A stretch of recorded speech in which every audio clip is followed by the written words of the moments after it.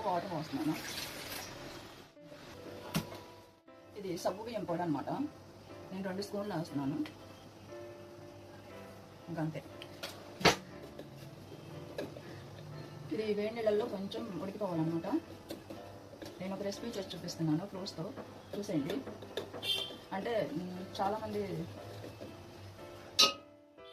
Fruit salad చేసుకుంటుంటారు కదా, అలాగే ఇది ఒక డిఫరెంట్ అనమాట. అదే టైప్లో ఉంటుంది. కాకపోతే నేను కస్టర్డ్ పౌడర్ అవేమి వేయకుండా చేస్తాను.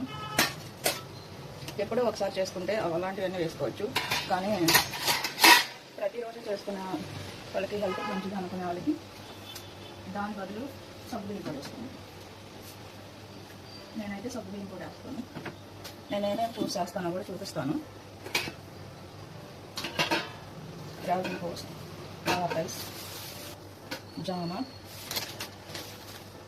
బ్లూబెర్రీ,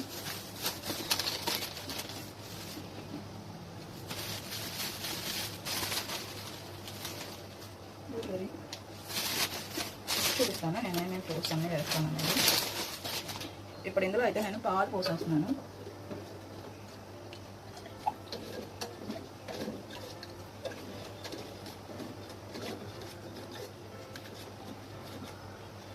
అన్నమాట. పాలు సన్నగా మరుగుతూ ఉంటాయి.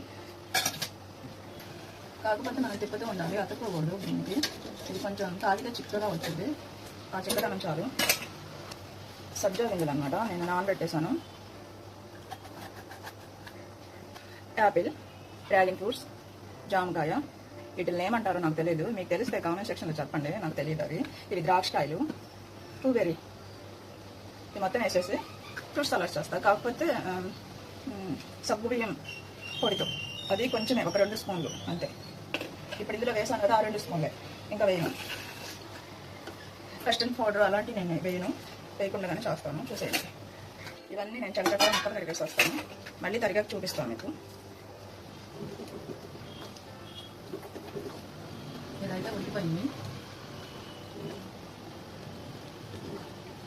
కొంచెం చల్లారనిద్దాము. ఇదిగోండి ఫ్రూట్స్, అన్ని రకాలు.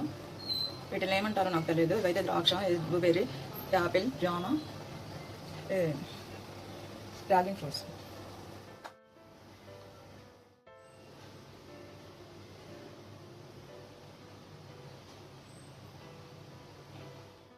చాలా బాగుంది, ట్రై చేయండి మీరు కూడా.